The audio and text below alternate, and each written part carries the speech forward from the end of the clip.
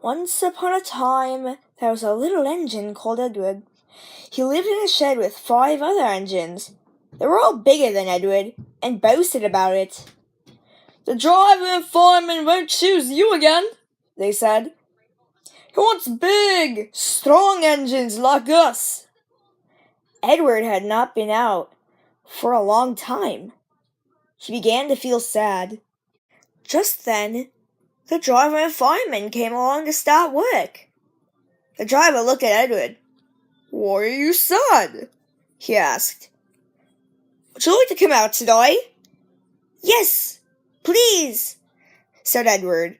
So the fireman lit the fire and made a nice lot of steam.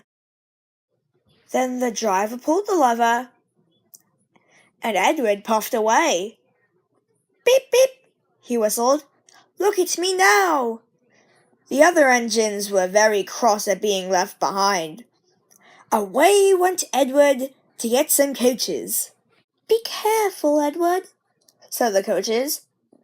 "Don't bump and bang us like the other engines do."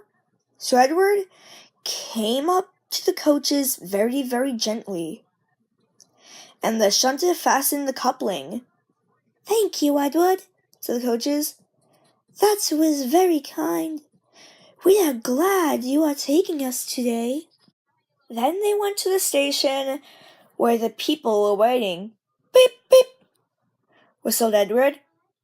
"Get in quickly, please." So the people got in quickly, and Edward waited happily for the guard to blow his whistle and wave his green flag.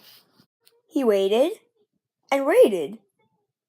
There was no whistle, no green flag. "Beep, beep, beep, beep.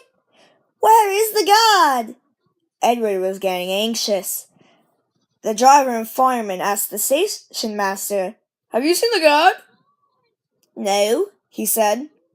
They asked the porter, "Have you seen the guard?" "Yes, last night," said the porter. Edward began to get cross. "Are we ever going to start?" he said. Just then, a little boy shouted, "Here he comes!"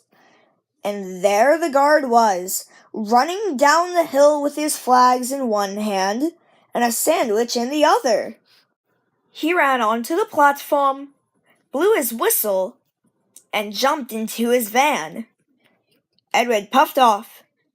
He did have a happy day. All the children ran to wave as he passed, and he met old friends at all the stations. He worked so hard that the driver promised to take him out again the next day. "I'm going out again tomorrow," he told the other engines that night in the shed. "What do you think of that?" But he didn't hear what they thought, for he was so tired and happy he fell asleep at once.